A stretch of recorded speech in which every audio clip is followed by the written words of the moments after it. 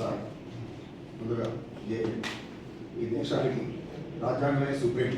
ఈ దేశానికి ఈ సుప్రీం కూడా రాజ్యాంగాన్ని తీర్పుగా పాటించాలి తప్ప మరొకటి కాదు.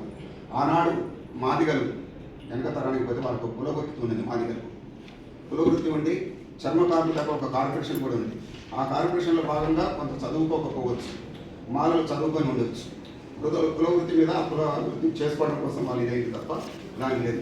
ఇప్పుడు ఏదైనా ఉంటే పార్లమెంట్లో పెట్టి దీన్ని సేకరణ చేసుకొని మెజారిటీ రాష్ట్రాలతోటి ఆ రాష్ట్ర సవరణ చేసుకొని ఆ రాష్ట్ర సవరణ నుంచి మెజారిటీ సవరణ వచ్చినప్పుడు ఇట్లాంటి తీర్పులు ఇవ్వాలి తప్ప ఏకంగా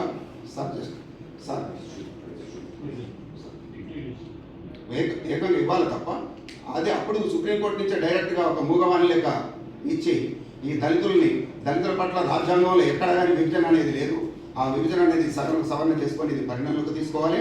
అట్లాంటప్పుడు ఇట్లాంటి కనుక ఈ ప్రభుత్వాలు అదే రాజ్యాంగంతో ఏలుతూ ఆ ఓటు హక్కుదారని ప్రభుత్వాలతో సీట్లలో కూర్చొని వాళ్ళ పెద్ద దర్జాలు వచ్చి దళితుల పట్ల ఒక వర్గీకరణ భేదం చేసి వాళ్ళు కొట్టుకొని సచ్చేంత విధంగా దీన్ని ముందుకు తీసుకెళ్తున్నారు. ఇది సమంజసమే కాదు.